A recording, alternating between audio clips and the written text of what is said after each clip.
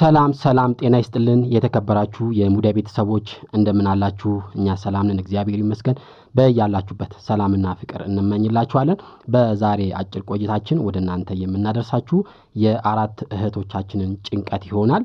በእነሱ ሐሳብ ላይ እንግዲህ ተንተረሳችሁ እናንተ ምክር እንደምትለግሷቸው ተስፋ አደርጋለሁ። እኔም ደግሞ ከልምድ ካነበብኩት ከተለያዩ ነገሮች እንግዲህ ያገኙትን በጣም አሪፍ ነው ብዬ የማስበውን ነገር ለእህቶች ያደርሳለሁ። ይሄንን ታሪክ የነገራችሁን እህቶቻችንም ከስር ኮሜንት መስጠት ትችላላችሁ። ታሪኩን እንግዲህ ሰው ጠቅሰን ወይም ስማቸውን ጠቅሰን ያላቀረብነው ያው ለሰዎቹ ሞራልና የግል ጥበቃ አንፃር እንግዲህ በመሆኑ እንድትረዱልን እንፈልጋለን። ዋናው ሐሳቡን ማድረሳችንና እናንተ ደግሞ የሚመስላችሁን እኛም ደግሞ በጣም አሪፍ ነው መፍትሄ ነው ብለን የምናስበውን ነገር እንነግራለን። እንግዲህ ብዙ እህቶቻችን በዚህ ዙሪያ ሐሳባቸውን ከኔ ጋር ተወያይተዋል። ማግኘት የፈለጉ አግኝተው ይነግረውኛል። ነገር ግን በጣም አደገኛ የሆኑትንና ከውስጥ በጣም ምክር የሚያስፈልጋቸውን መውጫ መንገዱን የሚያስፈልጋቸውን የአራቱን እህቶቻችንን ሐሳብ ልንገራችሁ። የመጀመሪያው ሐሳብ ምን መሰላችሁ? አንድ እህታችን ከአንድ ወንድ ጋር በፍቅር እንዲሁም ደግሞ በትዳር ለ10 ዓመት ቆይታ ነበር። ከዛ በኋላ ያ ወንድ ባልታወቀ ጊዜ አንድ አጋጣሚ እንደማይፈልጋትና ከሷ ጋር መሆን እንደማይፈልግ ሌላ የራሱን ህይወት መጀመር እንደሚፈልግ ነገራት። ነገር ግን እሷ ጉልበቷን፣ ጊዜዋን፣ ሁሉም ነገሯን፣ እድሜዋን መስዋዕት አድርጋ ቆይታ ነበር። ከዛ ይሄ ነገር ሲደርስባት እጅግ በጣም ተጎድታለች። የሁለተኛው እህታችንም ሐሳብ ከዚህ ጋር የሚቀራረብ ነው። በጣም የምወደው ማፈቅረው ነበር። ከዛ በኋላ ባላወኩት ነገር ምንም ምክንያቱን ሳይነግረኝ የኔና የሱን ግንኙነት በሚያስጠላ መልኩ ወይም ደግሞ በሚያስቀቅ መልኩ አጠናቆታል። አብረን መሆን እንደማንችል ነገረኝ ብላ ነግራናለች። ሌላው እህታችን ደግሞ የነገረችን በርቀት ነው የምትገኘው፣ ውጭ ሀገር ነው ያለችው፣ አረብ ሀገር እና እሱ እዚህ ኢትዮጵያ ውስጥ ነው የሚኖረው። በፌስቡክ ነው የተዋወቁት። በፍቅር ለብዙ ጊዜ ያሳልፈዋል።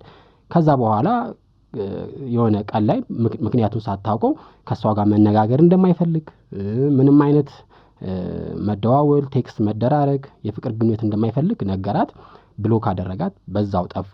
ልጁን ማግኘት አልቻለችም። ብታጠያይቅም ፍቃደኛ ለመሆን አልቻለም። እና ይሄ የሶስተኛው የእህታችን ሐሳብ ነው። መጨረሻ ላይ ደግሞ ምነግራችሁ አንድ ወንድማችን ይሄም በርቀት ነው የሚገኙት ፍቅረኛሞቹ እንዲሁ በሀገር ውስጥ ይተዋወቁ ነበር። ነገር ግን ወደ ሌላ ሀገር ከሄደች በኋላ በቴክስት ሜሴጅ እንደማይፈልጋት ምንም ምክንያቱን ሳያስረዳ ነገራት። ከዚህ በኋላ የናንቺ ግንኙነት እዚህ ላይ ማብቃት አለበት ብሎ ነገራትና በጣም ነው የተጎዳቸው። አሁን እነዚህ እህቶቻችን በተደጋጋሚ የሚነግሩን ነገር ምንድነው? ምን ላድርግ? ምንድነው መፍትሄው? ምን ትመክሩኛላችሁ? ምን ልሁን? ሊያገባም ይችላል ሌላ ሰው የሚል ጥርጣሬ አለኝ። በእንደዚህ አይነት ሁኔታ ደግሞ ከቀጠልን እስከመጨረሻው አንድ ላይ ላንሆን እንችላለን ወይም እስከመጨረሻው ላጣው እችላለሁና ምን ትመክሩኛላችሁ ብለው ነው እንግዲህ ሐሳባቸውን የሰጡን። እንግዲህ እኛ ሐሳባችንን እንለግሳለን። ያለውን የሚሰጥ ሰው ክፉ አይደለም። ሐሳብ በመስጠታችን በተለይ ሌሎች ቤተሰቦቻችን እጅግ በጣም ትመሰገናላችሁ ማለት ነው። እና ይሄ ነገር በሁሉም ሴቶች ላይ የሚደርስ ነው። ነገር ግን ምክንያቱ ምንም ሊሆን ይችላል። ስርቆት ሊሆን ይችላል ወይም መወስለት ሊሆን ይችላል። በመሐከላችሁ ያለው ርቀት ሊሆን ይችላል እንደዚህ እንዲወስን ያደረገው ወይም ደግሞ ተጋጋሚ የተጣላችሁ ሊሆን ይችላልና ብዙ አይነት ምክንያቶች ሊኖሩ ይችላሉ። ያሳለፋችሁትም ጊዜ አሁን ቀደም ብላ የነገረችን እህታችን 10 ዓመት ብላለች። አንዳንድ ሰው 5 ዓመትም ሊያሳልፍ ይችላል። አንዳንድ ሰው 3 ወር ከዚህ ያለፈም ደግሞ ነገር አለ። በነገራችን ላይ 3 ልጆች 5 ልጆች አንድም ልጅ የወለዱ ሰዎች አሉ።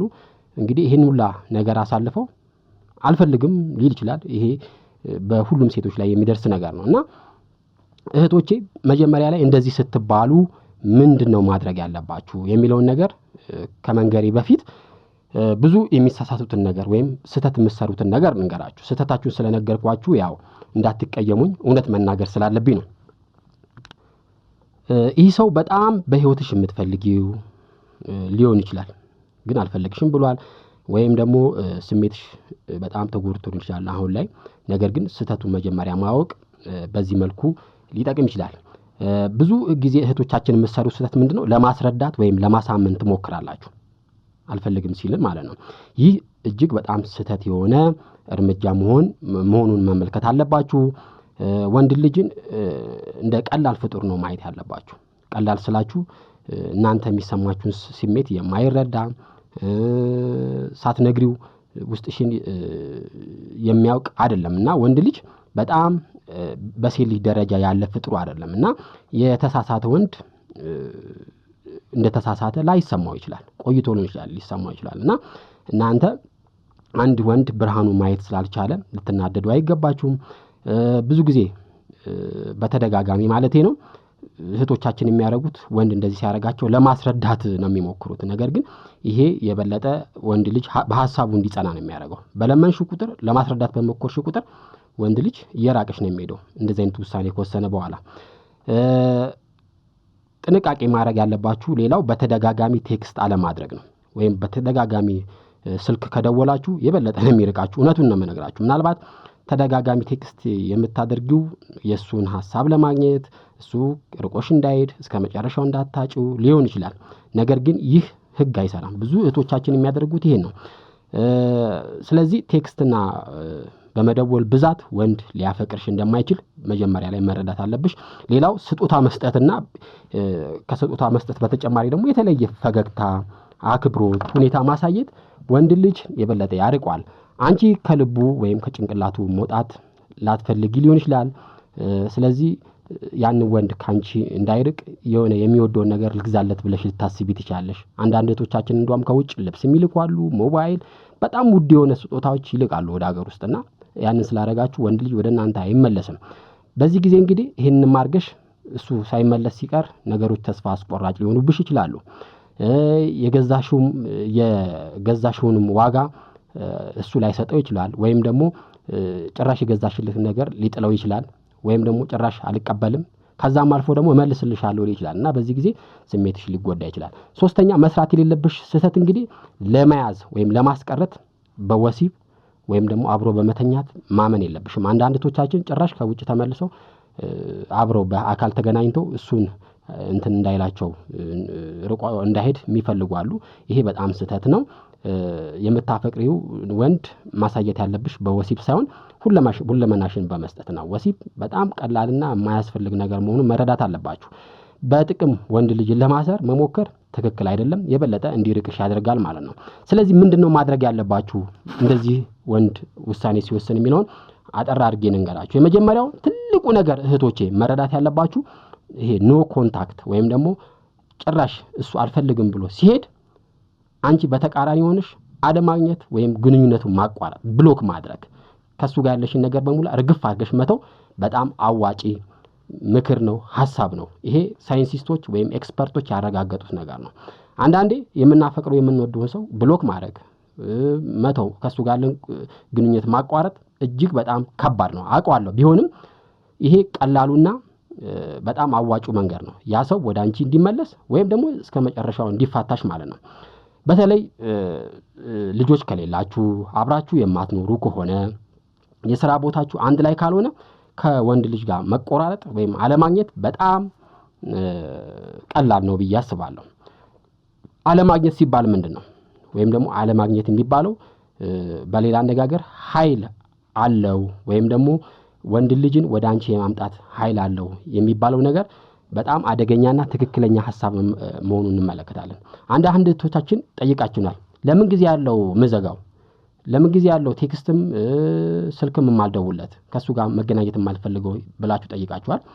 ምናልባት ለ21 ቀን ለ30 ቀንም ለ45 ቀንም ከዛ በላይም ሊሆን ይችላል የማታገኙት ማለት ነው። ብዙ ሰው ይሄ ቀን አንድም ሁለትም ከዛ በላይም ቀን ካለዛ ሰው ሳይደዋወል ቴክስት ሳይጻጻፍ ማሳለፍ ይከብደዋል። በተለይ እህቶቻችን ይከብዳቸዋል በርቀት የምትገኙት ማለት ነው። ነገር ግን እውነቱን ልንገራችሁ ይሄ ነገር ይሰራል። መጥፋትሽ የአንቺን አስፈላጊነት፣ ጥሩነት፣ አፍቃሪነት በደንብ እንዲያይ ያደርጋል። ያንቺን አስፈላጊነት ለሱ ያንቺን ጥሩነት፣ ያንቺን አፍቃሪነት ያሳየዋል፣ እንዲናፍቅሽ ያደርጋል። ሰው ሲለየን ነው የዛን ሰው ማንነት ለኛ ያለው ነገር የምንረዳው። ስለዚህ ህይወት ያላንቺ ምን እንደሆነ በደንብ አድርጎ ያያል ማለት ነው። ይሄንን ሳይ ነው ወደ አንቺ ሊመለስ የሚችለው። በዚህ ጊዜ ጊዜሽን የምታሳልፊበት ነገር መፍጠር ትችያለሽ። ዝም ብለሽ ከተቀመጥሽ ያው እሱን ያሰብሽ እጅግ በጣም ስለምትጎጂ ሌላ ነገር መፍጠር አለብሽ የሚል ሐሳብ አለኝ። ስለዚህ ትልቁ ነገር እንግዲህ ሚስጥሩ ወንድ ልጅ ወደ አንቺ ለመመለስ ወይም እስከመጨረሻው ለመፋታት ሚስጥሩ የበላይነትሽን ወይም ተፈላጊነትሽን ወይም ደግሞ ተወዳጅነትሽን መመለስ መቻል ነው። እንዴት ነው የምትመልሺው የሚለው ነገር በጣም ቀላል መንገድ እነግራችኋለሁ። በተለይ ሙሉ በሙሉ በማታገኙ በዘጋሹና በጠፋሽበት ወቅት እሱ ሲከዳሽ በጠፋሽ በዘጋሹ ጊዜና በማታገኙ ጊዜ ቀላል ነገሮችን ማድረግ ትችላለሽ። አንዱና ትልቁ ነገር ራስሽ ላይ ትኩረት ማድረግ ነው። ለምሳሌ ልክ እንደዘጋሹ ብሎክ እንዳደረግሽው መስራት ወይም ማድረግ ወይም ማየት የምትፈልጊውን ነገር ማየት፣ መስማት የምትፈልጊውን ነገር መስማት፣ ደስ የሚልሽን ነገር መስራት የምትፈልጊውን ነገር ማድረግ በጣም አስፈላጊ ነገር ነው። ከዚህ በተጨማሪ አዳዲስ ሰዎች ጋር መተዋወቅ ትችያለሽ። ከነዛ ሰዎች ጋር ማውራት ትችያለሽ። ጊዜሽን ለማሳለፍ አዳዲስ ትምህርቶችን መማር ትችያለሽ። ብዙ መማር የምትችያቸው ነገሮች አሉ፣ እነሱን ማየት። ከዚህ በተጨማሪ የበለጠ ገንዘብ መስራት ትችያለሽ። ለራስሽ ማጠናከር ትችያለሽ። ጤንነትሽን፣ ቁመናሽን፣ ቁንጅናሽን ማጠናከር ትችያለሽ። ጤናሽን መጠበቅ ትችያለሽ። እነዚህ እሱን በማታገኝበት ጊዜ በዘጋሹ ጊዜ ማድረግ የምትችያቸው ነገሮች ናቸው። ስለዚህ ይሄን ማድረግ ከቻልሽ አንድ ሴት ውድ ትሆናለች ማለት ነው። ውድ የሆነች ሴት ማለት በነገራችን ላይ ጤና ያላት፣ ጤናዋን የምትጠብቅ፣ ሀብት ትንሽም ቢሆን ገንዘብም ትንሽም ቢሆን ያላት፣ ከሰዎች ጋር ያላት ግንኙነት ከወንድ ጋር ያላት ግንኙነት ጤናማ የሆነች ሴት ማለት ነው። ይሄን ለማድረግ እንግዲህ አካላዊ ነገርሽን መጠበቅ አለብሽ። ራስሽን መጉዳት የለብሽም ወንድ ስለሄደ ማለት ነው። መንፈሳዊ ነገር በእስልምናም ያላችሁ በክርስትናም ያላችሁ መንፈሳዊ ነገራችሁን ማጠናከር፣ ከፈጣሪ ጋር ያላችሁን ቁርኝነት መጨመር በጣም አስፈላጊ ነገር ነው። ከሁሉም በላይ ደግሞ ጭንቅላታችሁን መጠበቅ ወይም የጭንቅላት ጥንካሬያችሁን መጠበቅ አስፈላጊ ነው። ጭንቀትና ውጥረት ውስጥ መግባት የለባችሁም። ትልቁ ነገር እዚህ ጋር የምንረዳው ነገር አንዲት ሴት አንድ ወንድ አልፈልጋሽም ብሎ ከሄደ በኋላ ወይም ትቷት ከሄደ በኋላ ደስተኛ መሆን ከቻለች፣ ያንን ስሜት ማሸነፍ ከቻለች ያቺ ሴት ውድ ሴት ነች። በጣም አሸናፊ ሴት መሆኗን እንመለከታለን ማለት ነው። ከዛ ምንድነው ማድረግ አለብን?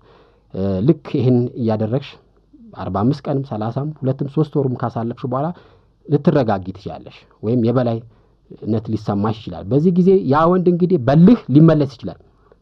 45 ቀንም 2 ወርም ላይፈጅ ይችላል። በሳምንቱም ምንድነው ብሎ ሊደውልልሽ ይችላል። በዛ ጊዜ አንቺ ሁለት ምርጫ አለሽ። ወይ ከሱ ጋር ያለሽን ቁርኝት ማጠናከር ወይም እድል መስጠት ማለት ነው። ካልሆነ ደግሞ ካልፈለግሽው ብሎክንሽ በዛው አስቀጥለሽ ከሱ ጋር ያለሽን ግንኙነት እዛ ላይ ማቋረጥ ትችላለሽ። ስለዚህ ምርጫው የእናንተ ነው የእህቶቼ ማለት ነው። ስለዚህ ለምሳሌ መመለስ እንዲመለስ ፈልገሽ ነው ይችላል ወይም እድል ልትሰጪው ፈልገሽ ነው ይችላል። ስለዚህ ምን ማድረግ አለብሽ የሚለው ነገር በደንብ መመልከት አለብሽ። እድል የምትሰጪው ከሆነ አንደኛ ያደረገብሽን ነገር በተለይም ትቶሽ ሄድ የተናገርሽን ነገር ካሁን በኋላ ካንቺ ጋር መሆን አልፈልግም ያለውን ነገር በደንብ ማስተዋት አለብሽ። ለምንድን ነው እንደዚህ ያለው? እንደገና ደግሞ ሁለተኛስ እንደዚህ የማይልበት እድል ሊኖር ይችላል ወይ? ሶስተኛ አራተኛ እድል እኮ ልትሰጪው አይችልም። ተደጋጋሚ እነዚህ ስህተት የሚፈጥር ከሆነ እንደማይፈጥር ማረጋገጥ መቻል አለብሽ ማለት ነው። ስለዚህ እድልም ስትሰጪ በቀላሉ አይደለም፣ በደንብ ይቅርታ ጠይቆሽ ያንን ነገር ለማድረግ በደንብ ምሎ ተገዝቶ መሆን መቻል አለበት። ይሄንን ካልኳችሁ በኋላ ባትፈልጊስ ከሱ ጋር መሆን ባትፈልጊስ የሚለውን ትልቅ ነገር ማወቅ ያለብሽ ነገር ከሱ ጋር ያሳለፍሽውን ህይወትሽን መተው መቻል አለብሽ።